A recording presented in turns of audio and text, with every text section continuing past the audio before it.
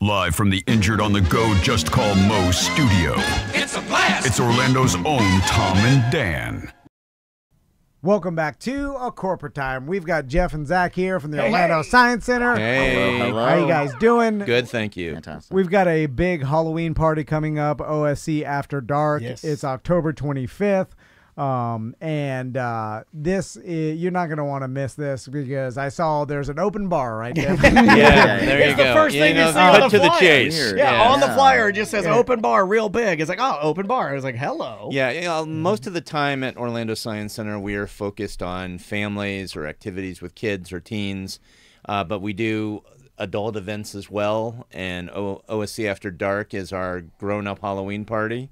It is hosted by the Young Professionals for OSC. That's a group of folks 25 to 45, and it's a networking group that I does can't be in this group, fundraising Tom. for us. Too old. Back to you. They're pretty flexible. Yeah. I knew he'd love that. So Yeah. I just They're flexible. I want to point that out, Tom. This is my wheelhouse. You can be in this group. I don't Yeah. know. Is it the young part or the professional part? that you struggle with? Why you do that to me, Jeff? Yeah. I'll talk to you later, Jeff, about how my wife's been talking about my beard and hair. We're gonna have to have a a Yeah. Zach knows. I'm a fist bump Zach. Yeah. I did just do the professional shave. Yeah, did you? Yeah. But you're growing your hair. Oh, out the now. hair's hipping up. Yeah.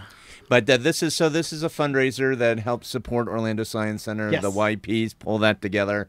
It's a great night where we turn the Science Center over to grown-ups, but it's a full-on Halloween party, costumes, karaoke, dance floor, all kinds of crazy stuff, and it all goes back to help support our mission to inspire science learning for all. Yeah, this is you Costumes guys got a encouraged. lot of stuff on here. Costume contest. Yeah, you got food. You got you can explore all the exhibits, Monster Mash and the Dino Digs with the DJ dancing. That's pretty cool. See, I like going to parties where there's something to do. I used to go to, if you're familiar with Jim Colbert, he's on Real Radio as well. I'm not familiar. He used to have these Halloween parties, and they'd be at his house, and it's fine. But the problem is, You put a JBL boombox in the corner.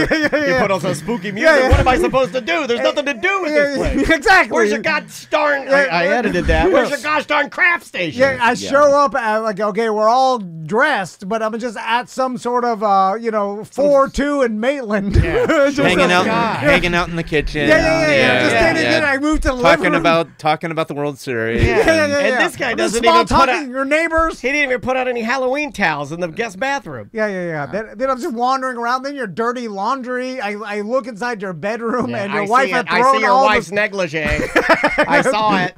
So I'm like, what is there to do? Okay, you got the TV on, or like watch TV. Like, go to the Science Center where there's actually things to do. You wander around the whole Science Center. It's like you're actually exploring the Science Center for real, but you have open bar, and then you're walking around. There's always stuff to do instead of having to stand and look at Jimmy's negligee. 2 words. Maybe it was his. I don't know. 2 words. Curtis Earth. Yes, Yes. Curtis Earth You got the is big dog. doing our trivia. We have arrived. We got Curtis Earth doing trivia. You know, Curtis Earth, I mean, those of you that listen to me talk about the current seafood counter, he does a lot of trivia for them. Trivia legend. He's the guy. Like in Orlando, if you were going to do trivia on Halloween, it's like at a Halloween event, Curtis Earth is the only guy you think of. And I love Curtis, so you got that going on. And then there's the pumpkin picking challenge. Oh, yeah. Where you build a device to rescue stolen pumpkins. So many jokes that I won't be making. Yeah. But let's talk about this pumpkin stealing device. Yeah, so the pumpkin picking challenge is happening in the Hive, the makerspace we talked about last time. Yeah. And you're basically building a contraption because an evil skeleton called Skeletoni stole all the pumpkins. And so there's going to be a bunch of Skeletoni adults. used to set up our cruises. Yeah, well, Skeletoni has gone down a dark path, and he's now stealing all the pumpkins. And it's right before Halloween. We got to get the pumpkins back. Yeah. So all about that engineering design process. And I like pumpkins. this. This is way better than talking to Jimmy's neighbor in his kitchen about Tylenol. Yeah, that'll suck the life out of you, man. And then I'm like, well, where should I go now? I've been everywhere this place has to offer. I have to tell Jimmy, I'm like, okay, rule. I guess got nowhere to go. Example number 26 of why Lee Greenwood's too old to do the halftime show, Jimmy. You're gonna walk into your dimly lit pool patio. There's What are you doing out there's here? mildew. Anyway, Yeah, no mildew at the Science Center. I'll put that in the next email.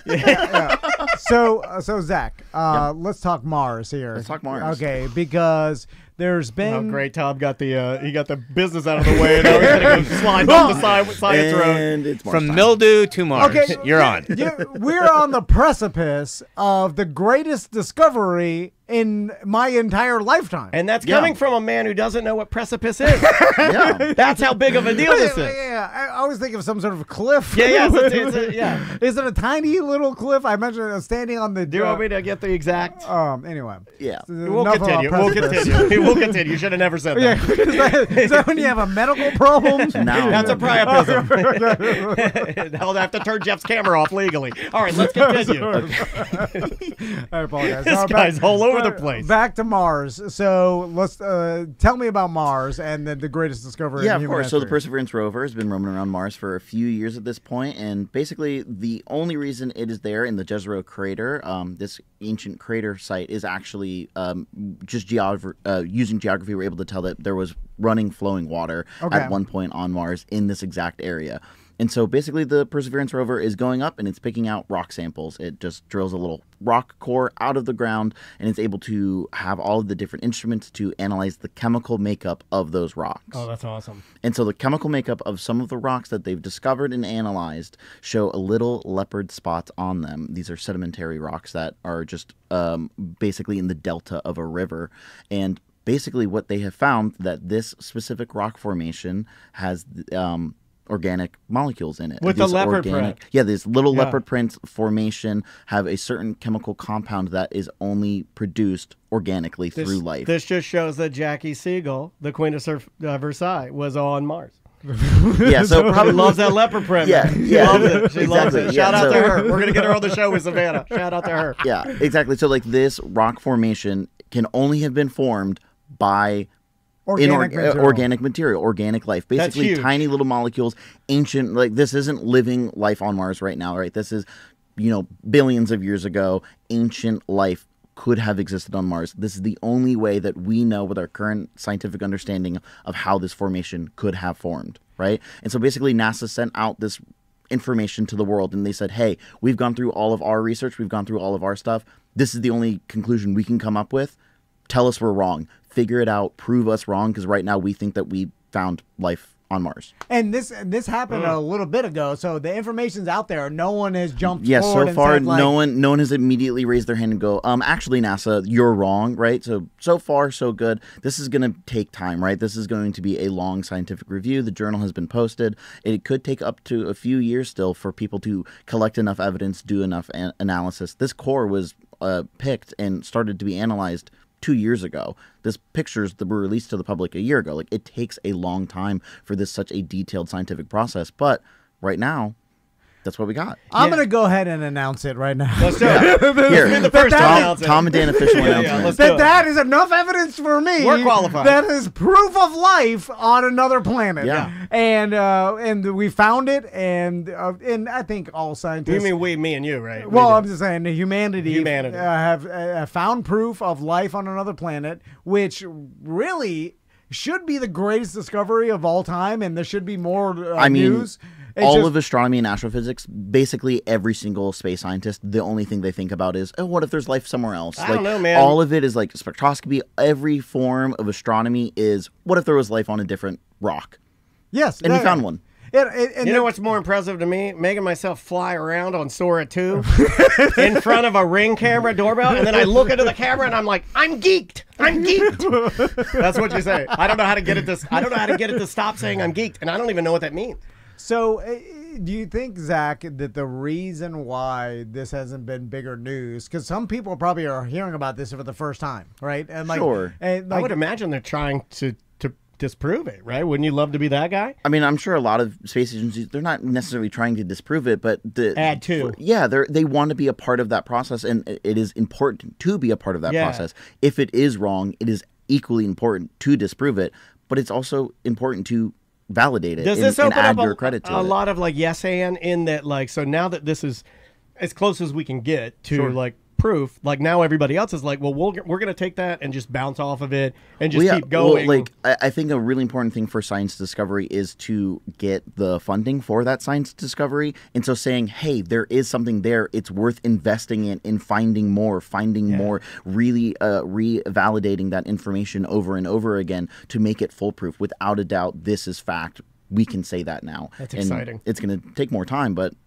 we have the inspiration to do it now. Yeah. And now, like, I would imagine that because you have that, it'd be easier to get funding for things because it's like, well, look down this path. All of a sudden, the Artemis missions to get to the moon, because that's the next step to get to Mars, is so more impactful. And getting boots on the ground on a foreign planet, all of a sudden sounds a lot more worth it when we have really interesting science things to explore with those humans. Kind of swings me on board with the whole Space Force name too, a little bit. Like I'm like, well, it looks like that's where we're heading. Let's go, Space Force. Zach, do you think it's because people want something more? A deity? Well, they want some sort of like something more than a single cell. Yeah, they want a dino fossil. Like they want the Martian Rex. For sure. Oh, Martian Rex! Can you imagine what would happen on Earth if we found a crashed out spaceship? It would be monumental to find something like that. But the first signs of life here on Earth were those single cell organisms. Those first signs of life that we found on Mars. It's not impossible to find that. Pretty unlikely. But, it isn't as eye-catching as digging in your backyard and there is a fossilized velociraptor or anything else, Yeah, or anything fossilized in Mars that we could look at and say, like, oh, yeah, that's the fossil of life. And that looks like this animal here on Earth. Like, wow, it's so similar. It's like, oh, yeah, that's a little blob. It's a little leopard print in a rock that is like nanometers across. But that's what Earth was comprised. The first life on Earth was, algae and single cells. When ocean Earth and it's been millions and millions of years without anything. That was just blobs. Yeah, and that's I think most people can't even, and especially me, can't comprehend the amount of time evolution takes to go from blob to velociraptor. Or little green men in the classic Martian. Well, I know I'm at blob now, so I don't know how much longer I got to go. It's millions and millions of years to get there. and Hang in there, man. I'm trying. The fact that Mars basically died long ago because it only had one core, and the core basically stopped. It cooled. It cooled it, and then hardened. And then essentially it killed Mars and became a dead planet. But what was happening when it did have a core and had water? That's what we're trying to figure out. Exactly. How much evolution could have happened? Finding the evidence that leads to how far in that journey did they go before they took a different route. Yeah, we just dig down and we find these items that look like Martian communicators. Oh, was that a modern day phone? And on it is all social media. It killed the whole civilization they had. You never know. There's a better than good chance that it never got past blob, right? For sure. And it never got past single cell. I never pass up a blob. I'll tell you that. Well, it just took. I mean, it would take so much. It takes so much longer to get two blobs to come together to be a slightly bigger blob, and then those slightly bigger blobs become whales, right? And so it's like it takes a long time for this process to happen. Are you describing our beer fest? Does everything have to be a joke to you? This guy's gonna start slapping me around. Once you guys leave. Science with Zach. No, I'm safe with. If Jeff's here, I'm very safe because Jeff won't let anybody hurt me. But as soon as these guys leave, this guy's gonna go ham on me. He's gonna go crazy on me. Why is everything a joke to you, you idiot? So, Zach, do you think also it's not a bigger story because most of the scientific community already knew they were going to find organic material eventually because the fact there was water, and we've known there was water on Mars for a while, and then there's water, there's something organic probably we're going to find, right? Yeah, it definitely like the confirmation bias of like we already kind of knew that we definitely knew that there was water, and where there's water there's usually life. That's very common here on Earth. You can have a little pond in the middle of an asphalt street and there's going to be microbes in that water at some point, right? So it's like it's pretty much so that confirmation bias, everyone in the know kind of already knows. Everyone not in the know is like, okay, cool, you found a blob. Gotcha. And so it's not as like headline exciting, but like the people in the know, trust me, are so excited. All of my coworkers at work, when this was coming out, they were like geeking out about it. Yeah. They're the ones flying around their ring can going geeks, right? Yeah. Like they're going the chat crazy. room's doing it too. Like, no, all jokes aside, the chat room like Yeah. legitimately was happy to see you guys because sure. this is a very significant discovery. Yeah, like Dude, but this happened a month ago or 2 months ago. When did this is a Yeah, I while want to ago. say it was like 3 months ago or so because we did flag it to talk to you guys, and then I think Yeah. we talked about something. I the forget official what- press conference, I think, was about like 6-7 weeks ago. But yeah, it's just an interesting discovery that is changing the way we look at space travel and all our space exploration, because we've now confirmed that what we're doing is worth it. We've confirmed James Webb is worth it. We've confirmed Nancy Roman's worth it. Europa Clipper is worth it. All of these other things that we're doing with the goal of finding life on places that we believe have water, like Europa or Ganymede. It's like a huge are sigh of relief. Yeah, Right? it's oh, like thank it's like gosh. okay, what we're doing makes sense. We found something. Like Yeah. the instruments we're putting on these rovers, the things we're putting on these satellites work because we found it. And they assumed, like, because if there's water here, most likely what makes planet Earth anything special than any other planet of the space, and like so everybody assumed it, but this is the first actual proof, and of course it still has to be vetted by the world For a long for time. a while. For a long That's time. science. Detailed That's a vetting. part of science I I know don't you like. hate that part. I like seeing it and be like, live! Yeah, yeah. It's like It's 100% the live. last step that has to become repeatable and blah blah blah. But yeah, no, all of the other parts, it's you doing and it's a lot of fun. But yeah, no, that validation part is truly the thing that makes it fact, not theory. Sometimes I wonder too, because I know how funding works, and I know how you're robbing money from different places to pay for other things and stuff like that. Once something like this happens, there were also people on the other side that were like, "Oh no," of because course. we're going to start sinking money all into this because it is validated now, and it's like all foot on the pedal now, man. God, We're going, If I was president, I just let my friends come say whatever cockamamie thing to the world. And I'm like, yeah, he's right. yeah, look at this guy. This is good. So anything else, Zach, that's gone on recently that you want to talk about? I saw that. I know that they want to, they've been wanting to for a while, but actually send people to the moon.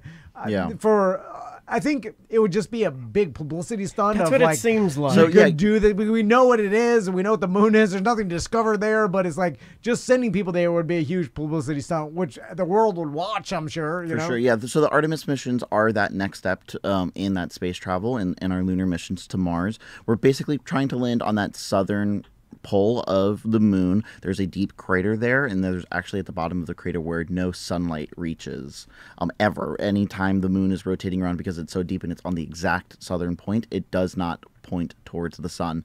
And it's really interesting just because there could be ice there. Just as a test run, basically Artemis is setting up our next step going to Mars, right? We've perfected going to the moon. We did it a long time ago. It was awesome. Then we kind of never did it again for 45 years. All of us weren't those people who went to the moon, so we kind of have to rediscover that process all over again with our modern technology, and then we can use that to keep going deeper and further into space. And that's what the Artemis mission is. It's to make the next mission Mars and make that feasible. Zach, I still know people to this day, and they'll tell me, like, you believe we went to the moon? You're an idiot. Oh, so brother Kevin. And Our very good friend, SBK, he does not believe in the moon they'll be landing. so mad that I believe that we went to the moon that I start getting afraid that I may be wrong.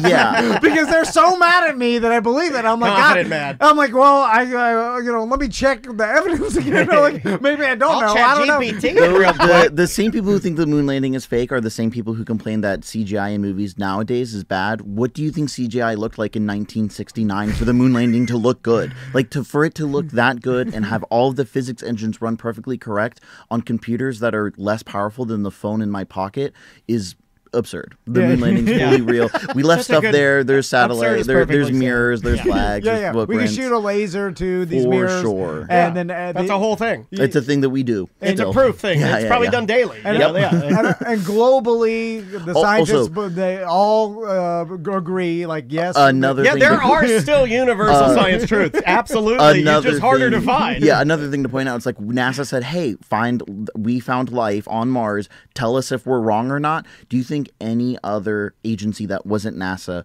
would love to be the people to prove that NASA didn't make it to the moon? Like, no, yeah. Exactly. No, So they it's want that so bad. Yeah, they want that so bad. So it's like, yeah, no, we went to the moon. To prove the moon landing wrong. So it's like, if it's been 60 years since the moon landing happened, we would have known if it was faked by now. Oh yeah. Like Putin for sure will be like, make those American scientists look stupid. Get up there. Prove that this is not real. They're like, oh god, Release it's real. how dumb they are. Yeah. Also, like the world is a lot cooler of a place when you think that these scientific possibilities have been achieved. Like it's just a more fun place to live in when we're not challenging What if I all don't of those want kinds of things. fun? I You want should be skeptical anger. and you should have that knowledge of self-discovery, but we're pretty cool. Humans are awesome. We've done cool things. We've been to the Agreed. moon. Now answer this question, Zach. Pop quiz, hot shot. So, all right, proof of life on the moon. Let's just on the Mars. Let's just say it is they've had enough time. Other scientists tried to disprove it. Can't They can't. disprove it. You know, so okay, they're the life, right? There, it was in the ocean and some water on Mars, right? That means there's life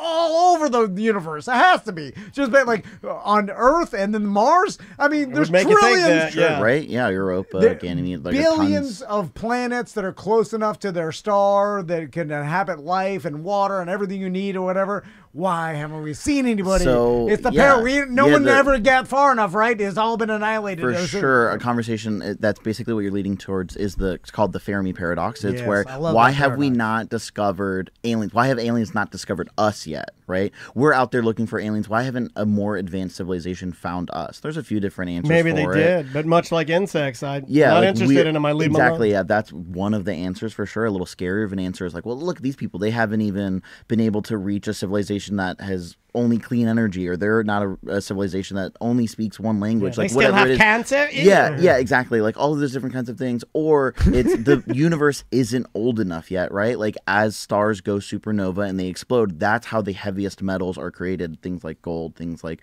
uranium, and things like Pantera, this. Right? Sepultura. Exactly. Titanium. So like these heavier You're just metals naming are. bands. Yeah, for sure. I'm just kind of moving on. But all of these heavier metals are only after a star explodes, and we're only in like our third generation of like these blue supergiants and things like that. Red dwarfs, or some of these red dwarfs that are still out there, existed as they were the first generations of stars formed, and they will exist for trillions of more years. So one of the answers is the universe isn't old enough to have enough of that heavier material in order for intelligent life to even form and gather enough raw materials to go out into space. And that's crazy because you're like 14.5 billion years could just be a blink of the It eye of isn't the long entire enough of the for the whole timeline. production. Yeah, We're talking exactly. about, and then you talk about trillions. Yeah. And now like billions, like 14.5 billion, we're a trillion. It's so insanely more. Like we're at the very beginning of the universe. So like, yeah, and another 14 or 30 or 100 billion Sure. years, then now the entire universe is teeming with life. Exactly. And the people that made it past their own star and were able to explore galaxies and populated,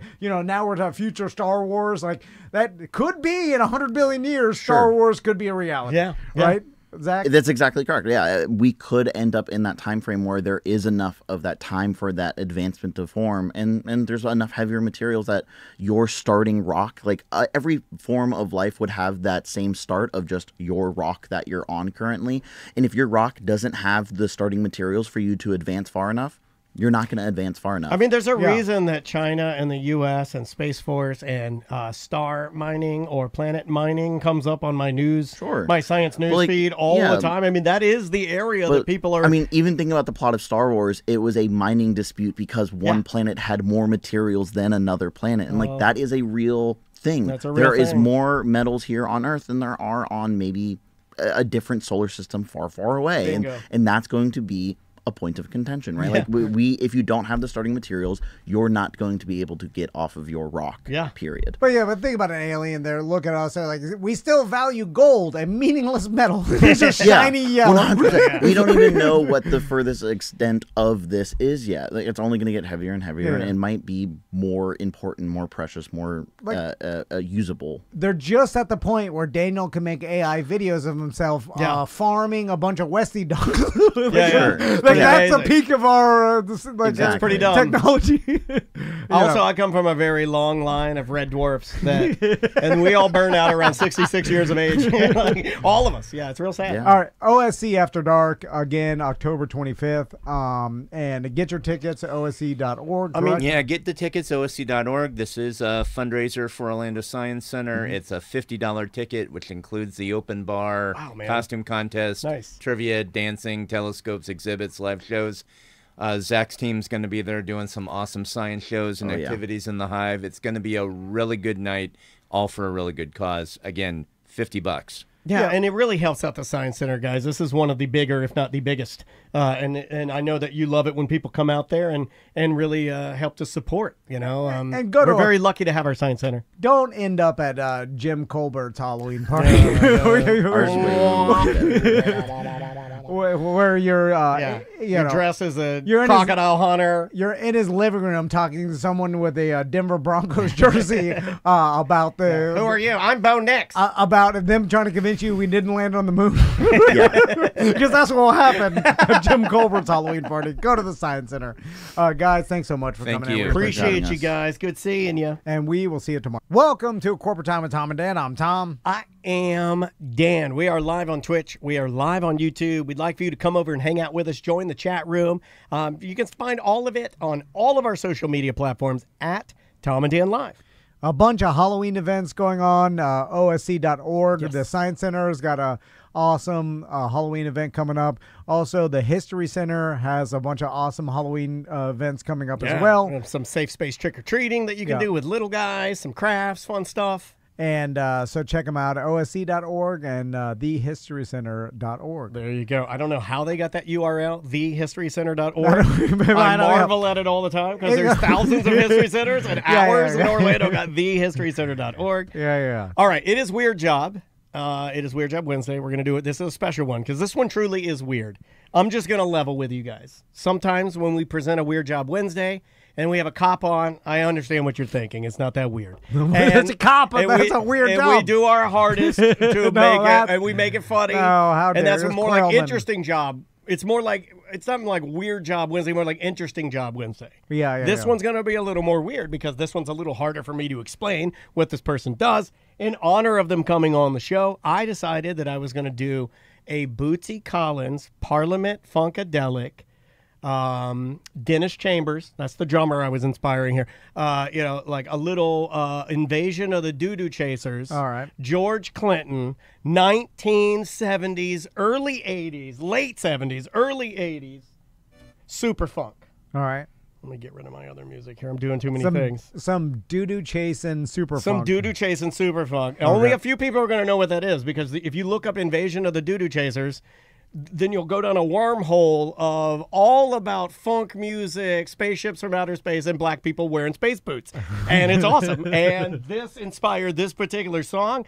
Dare I say, this is my favorite Weird Job Wednesday theme song I think that AI has ever created.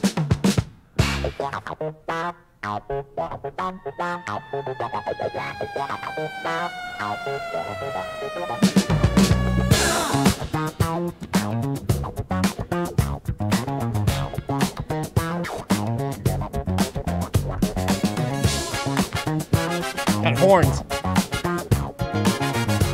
That bass has got a fuzz wah on it. I own a fuzz wah. Tom wanted to do a bit. He called it Weird Job Wednesday. Dad really likes it. Tom says that's bullshit. It's another Weird Job Wednesday. What are you doing? What is your job? Are you neat? Are you tidy? Or are you a fat slob? Do you make lots of money? It's good, right? You sit up in your It's real tower good. looking down on all the people who are working by the hour. It's a Weird Job Wednesday. Had to work on this breakdown. Just another Weird Job Wednesday. Oh yes, it's Weird Job Wednesday. Just another Weird Job Wednesday.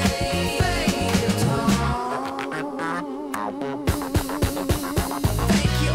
There you go. No, all right. I think it's the best one. It's super duper funky. Imagine telling someone in the 70s, like, one day computers will be more funky than humans. Than black people. Computers are now funkier than black people. Black people, watch out. Because the minute they start dancing, I don't know, man. I don't know what's happening. My whole world is upside down. So in studio with us today, Cody Slack from BC Racing. How you doing, Cody? I'm doing great. Hey! So BC Racing, I've always looked at you guys as our sister kind of company, which is weird because we have nothing to do with racing at all. I don't know how he's going to connect this, but I'm interested in going on the ride. Because of Danger Brain. Like, Danger Yeah. Brain's worked with BC Racing for so long and have done your branding. And so and it's been like as long as we've worked with Danger Brain, you guys have worked with them. It is a look, like if you know the Danger Brains branding, there's a specific style that they try to captivate or try to like hone in, and they have a look. Like they've done work for Jim Colbert, they've done work for BC Racing, like a bunch of other people. When you sit them side by side, you can see the connections. I too That's see what that. I'm saying. It Like also makes me sister in gravitate branding. more to your brand. Like I'll wear it more because I'm like, oh, this is kind of like Tom and Dad. Like, I've got so many BC Racing shirts and the BC Racing sun shirts. That's your favorite thing. Yeah, wear them in Colorado or to the beach or whatever. They're awesome. Anyway, sorry, Cody. I digress. Let's talk about what BC Racing does. Sure. So it's not technically it is a racing company, but what it is a aftermarket automotive suspension company. So we're, I guess, now the largest in North America as far as an aftermarket automotive suspension. So that's going to be the bones of the car. So, excuse me. So that allows you to customize the suspension. So you're able to do custom spring rates, custom valving. Maybe you want to build a specific car for a specific purpose, say a drift car. We work with you with all the other parts that you're putting on the car to basically fine-tune the car to your specific needs. But we also do a lot of daily driver stuff. We do over 1,000 plus SKUs, from weird stuff that we don't even carry here in America, from all the way to like Ford Mustangs and regular domestic vehicles as well. So would you say number one, if we were just going to number one, suspension parts? Yeah, suspension parts for cars. Yeah. Yeah, and that's around here in Florida, and people like, I know multiple people that use your parts, and what's funny is the company's so big now that there are people that I know, but they don't know I know you guys that use the parts. That's how big the company is. When you're seeing people like out of state, relatives of mine that have, that are enthusiasts that are buying things, and they're like, what do you know about BC Racing? I'm like, well, that's funny. You should say that. I know those guys. It's very interesting. How quickly did the company seem to grow from like when you started? Can you walk us through kind of like when you got there and how things have kind of progressed? Yeah, the company as a whole here in North America started back in 2006. I joined on around end of 2011 as a private contractor. One of our main sponsored drivers is a guy named Chelsea. Everyone thinks it's a girl, but no, it is a guy. His name is Chelsea Denofa. He is actually now the 2023 Formula Drift champion. So I saw him in Texas way back in the day. This guy had style. He had a lot of the guys come from professional BMX or skateboarding backgrounds. Interesting, yeah. So the way they ride or the way they skate translates a lot into their driving style. And this guy was just always full tilt, always had this really crazy style, was always faster than everyone, was putting on everyone's door, and was just putting on a show a lot more than other people. I'm like, gravitated towards this guy. Yeah, I've got him up on our. If you go to tomanddan.com, or if you go to our our Twitch feed or YouTube, you can see what Chelsea looks like. And kind of check out. Why is it say it says Formula Drift Champion and Gravedigger? Oh yeah. What is he? He basically creates cars with so much grip, it will dig you and bury you into a grave. Oh, that's a drifting term. It kind of he got famous, not famous, but it went viral. It was like 3 or 4 years ago. This guy was on social media. He was trying to call him out at the event, who was another driver. He basically told him to pack his ass into the trailer, and then that he's going to bury him in the grave, as far as like just with tire dust. And he did that. He put on a show for everyone. The guy, I was thinking about, I'll kill you with my gun. I'm allowed to carry you. Well, they have that now too. That is going on. Yeah, but tire dust is no match for my gun. Oh, sorry. No, it's fine. So yeah, he went viral for that. But basically, long story short, I started shooting videos for Chelsea way back in the day in Texas. His main sponsor was BC Racing. It was an up and coming automotive suspension brand. I started working with them full time. I think beginning of 2012.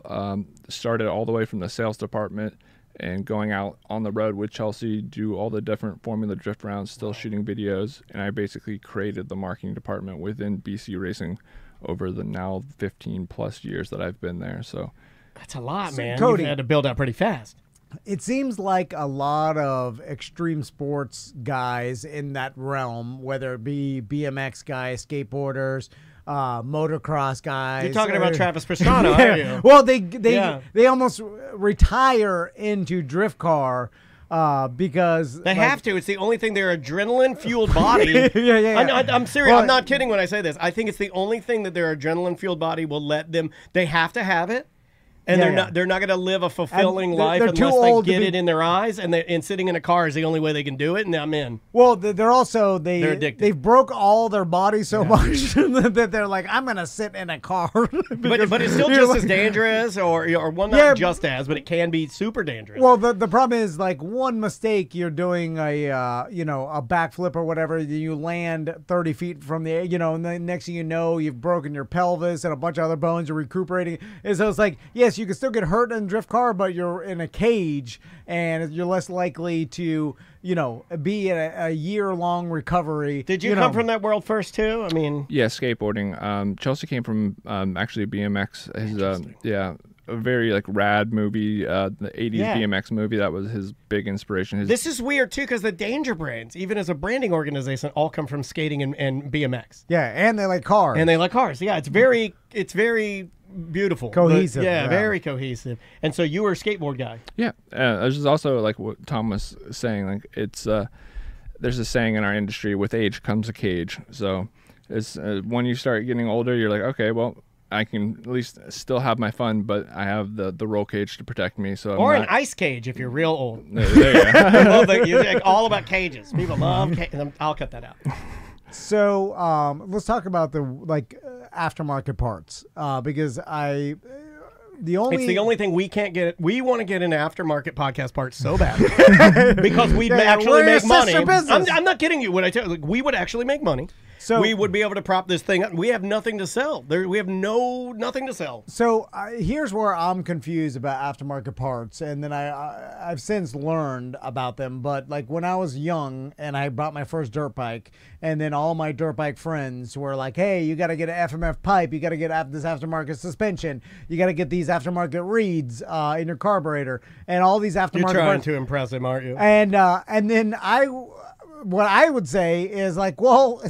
Why doesn't Mr. Kawasaki make him as good as this aftermarket company? Like, you would think can't. he's got all the money. No, but he doesn't have the know-how and the elbow grease. How can this shock be better than Mr. Kawasaki's? He's got billions of dollars. Like, I was always confused by the fact that, like, why are the aftermarket parts better than the parts that the factory are making? Like, they've got all the money, they've got all the technology. Like, and then I would explain, but they're not. They're making them generic stock for like one all cookie cutter grandma. Yeah. It's just like, this is for the grandma and the motocross rider. Now you're gonna get both. Like, you're not gonna get the best for both, but you want specific performance. That's why you go aftermarket. Is that correct, Cody? Yeah, like a lot of the manufacturers will still make a very quality product, but like you're saying, it needs to appeal to a general audience. So you'll have people from the old grandma to the guy who just bought their first car. So that needs to appease both of them, where aftermarket, you're able to fine tune what you're trying to achieve.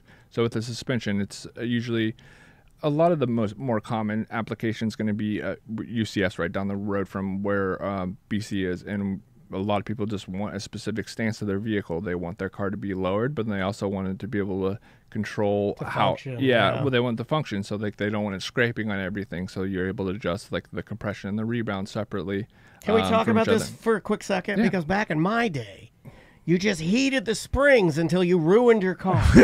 Or you Right? just- Are there you cut- people still You doing? just Oh, cut yeah. them. Do you remember? totally- Yeah, you caught them. Yeah, back in my low day, rider truck. you would heat them, you would cut them, you would do whatever it takes to get the stance of your vehicle that you wanted, and then- systematically making the car your dad bought you a giant pile of trash, very unsafe. And then every speed bump, you're like, "Gang, gang, gang, gang, gang, gang." Oh, this guy knows. He You're knows. like, God damn, it rattled my teeth. Do people still do that even when there are? Because I mean, Tyler in our chat room has a set of your coilovers. Moonjet, Tony Moonjet, I believe, has a set of your coilover. Like I can probably sit here and if my memory's good enough, I can name like 10, 20 people that use you guys because of that, but they still want it to function as a regular daily driver vehicle without having to be a track day car. Is that kind of who you're shooting for? Exactly. So all of our like off-the-shelf kits are designed just to be able to put on your car and drive, and still like throughout the city. From around here in Orlando, it's not nearly as bad. We have a lot of people in New York, a lot of people up in Canada with crazy snow weather. So it has to be adaptable for all that stuff as well. So we make a good generalized product for daily driving, but then we also make a customization line that allows them to fine tune it to what they're trying to do specifically. So, okay, I got a couple things to admit. One Oh, I is love it when we get things off our chest because we have experts in here that work in a field we're not, and then we start talking about all the bad stuff we did. When I leased my WRX from Oh, Subaru, no, it's my favorite car he ever had.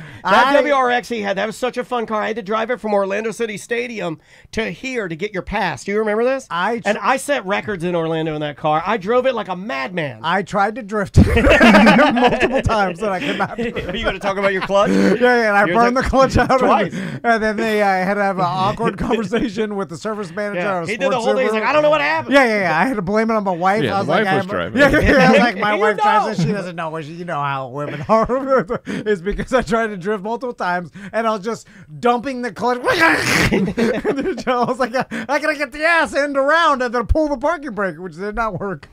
I tried to watch what I saw Travis Pastrana do. I knew you had done this. I knew it was you. You tried to say, I don't know. And then second, and I'm going to make fun of Sebastian from the Danger Brain and Moonjet.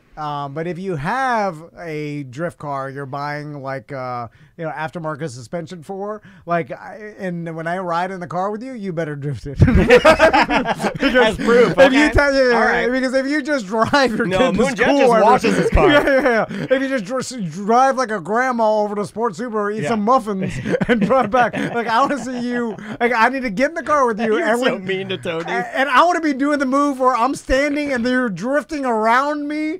Like well, what's that?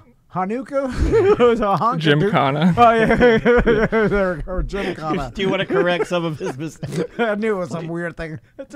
Good name would just be Jim Smith. Instead of Gymkhana.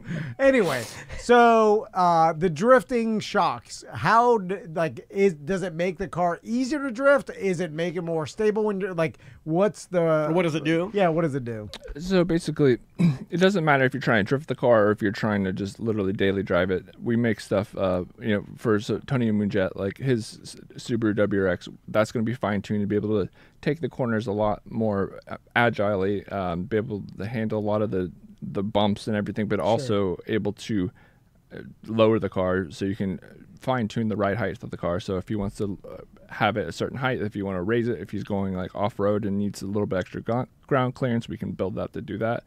But basically, what that allows us to do is create a system for everyone. For drifting specifically, what we'll usually do, we work with the owner of the car or basically the team, depending on what level you're at. Yeah. And we see, okay, what type of motor are you running, what type of angle kit, which allows all the other suspension components. We basically dial that in, what's going to create the best effect for what their driving style and what they're trying to achieve. Pretty a la carte, it sounds like. Like fine-tuning it. Yeah, so basically what that allows, any car, doesn't matter if it's, a minivan, like we're actually doing one for SEMA right now, is a full minivan, crazy conversion. I can't talk about exactly, but there's people that make, crazy stuff. Tom told me I can't talk about Seaman minivans. He said that. That's one of the rules we have. You're going to make it a drifting minivan? That sounds badass. I want to see a Seaman-sponsored drifting minivan. No, sorry, SEMA. It's SEMA. yeah, sorry, not Seaman. It's SEMA. It's the the special. SEMA. Yeah, it's this Special Equipment Manufacturer Association. It's the largest trade show in Vegas. And you guys are going to build something for it. We have a lot of cars out there. We used to have a huge booth that's like 50 by 80 feet. It was a giant. It was honestly my biggest nightmare. It would be months and months of headaches of preparation. Yeah. Building the booth, working the booth for. So that's part of your weird job is that you, I mean, in marketing, in something this specific. I'm guessing trade shows, setting up a tent, being in front of people, meeting drivers, meeting enthusiasts, rather. Yeah. Probably one of your biggest areas of what you do.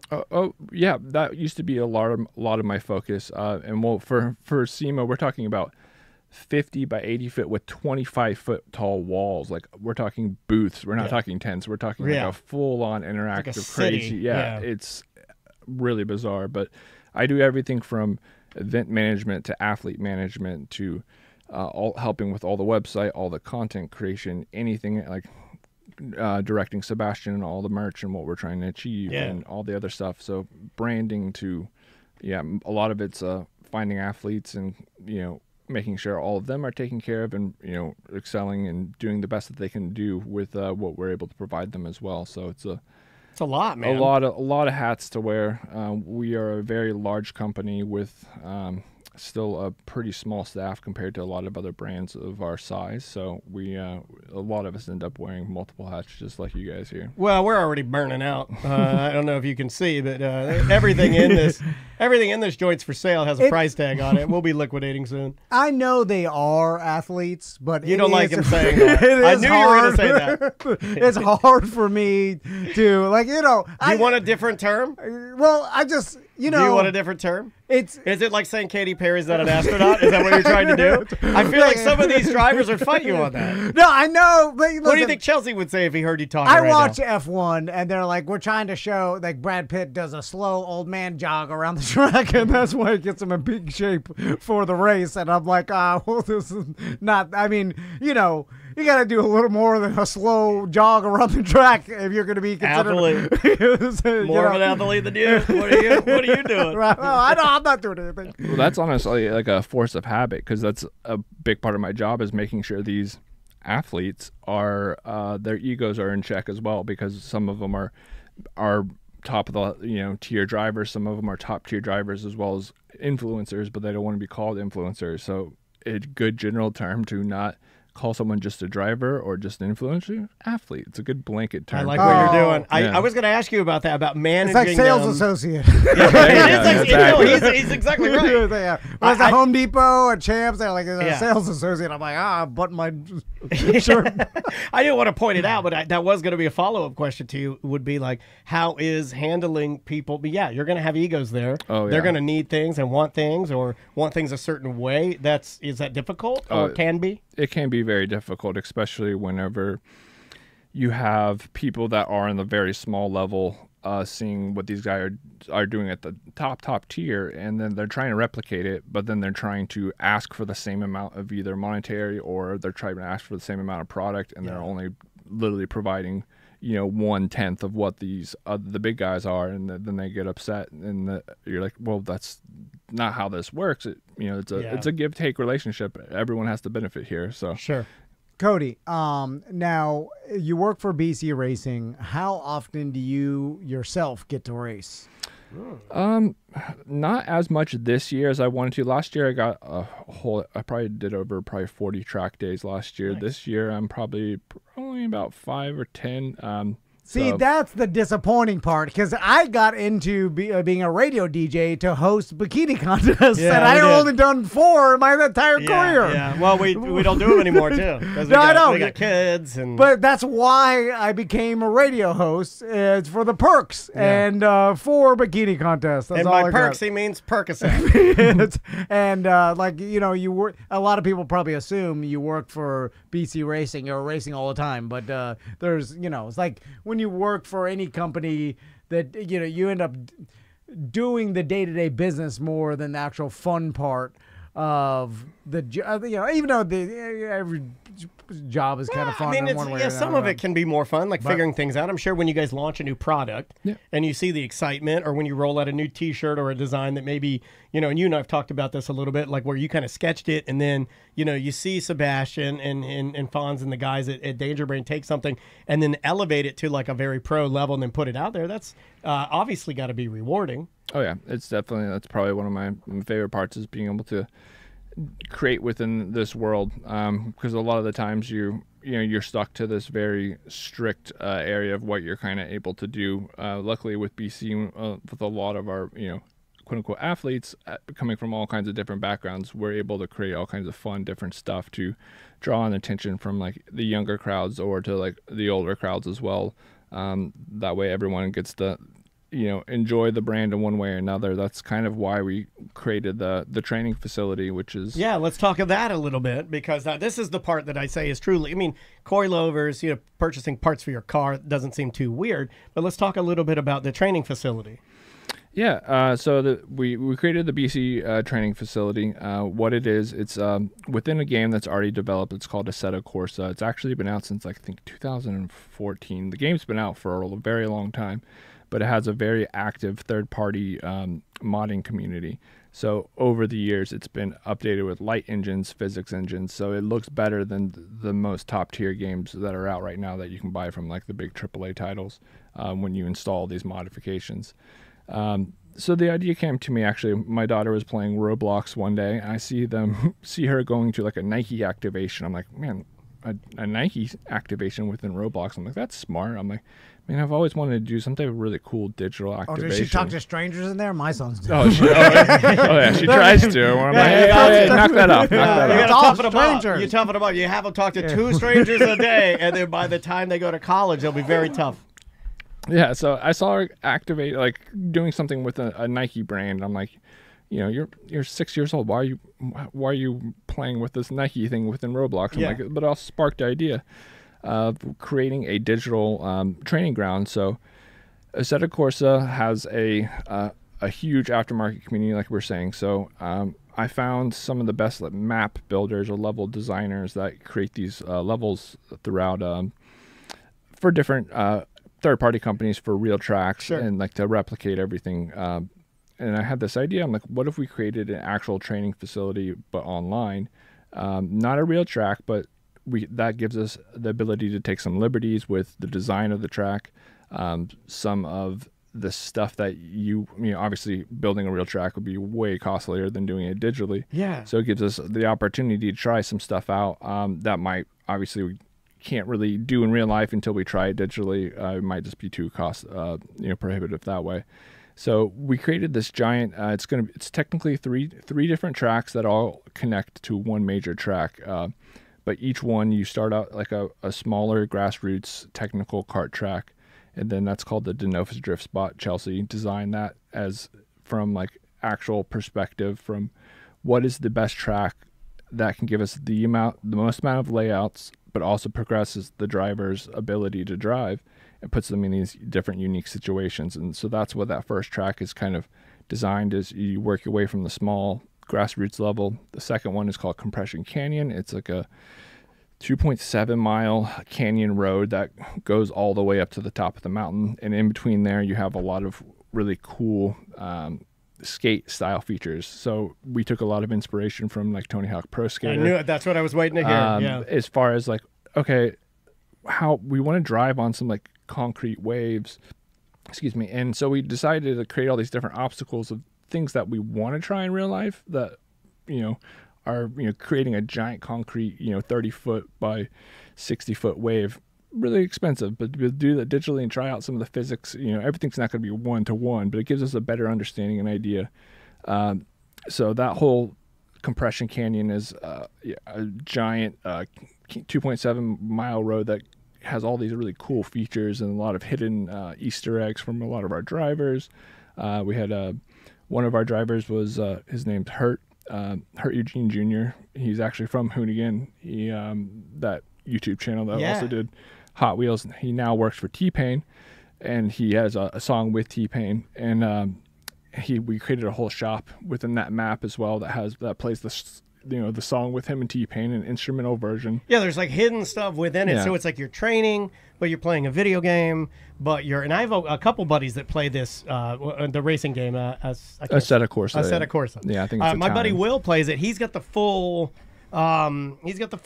Simulator, Yeah, at his- sim rig. Yeah, and he bought a sim rig for his dad. Like they're really into it. And one of the ways that he's like kind of spending time with his dad is they'll load it up at each other's houses and pop in and race for a couple hours on a Sunday. How It's wild. close is that to reality? Like, if a really good simulator driver, I mean, can Oh, he yeah. go out there and do it himself? Oh in yeah, real life? last year was really the proof was in the pudding. Last year he was 15. He's from Japan. He was heavily a simulator guy. Spent thousands of hours on the simulator. Also drove in real life. Came over here. He's 15. He won his first Formula Drift event this year, but he did multiple podiums last year. He's only 15, and he's literally door to door with the world's best drivers. So He just put the time in his room. time in his room. Obviously he That's the sad part. It is. It's like he's holding. But he's 15, Tom. There's a lot of life. The bikini models are spraying him down with the champagne. And he's saying like, this kid hasn't seen the world. I've been inside most of my life. He spent all his life as he has experienced anything. It's like all he's done. He's like, he practices a simulator 8 hours a day. But and these then he simulators- stops to eat and then back to simulator. But they're no 14 joke. hours. They're no I know. joke. Like even the ones that you're seeing roll out for younger QBs, they go into the metaverse, and next thing you know, they're it's Michael Penix Jr. He's killing it. It's like you haven't even experienced your life. Just a kid. That's such a dumb old man thing. I love I like that take. Yeah, I like the take of the 15-year-old. He did 1,000 hours on his simulator. He's in the compression canyon. He's killing He's it. never been to Applebee's. It's like, oh my God, go smoke a cigarette. Go have a beer. Cody, so anyway, now where can That's people awesome. find? It's just bcracing.com.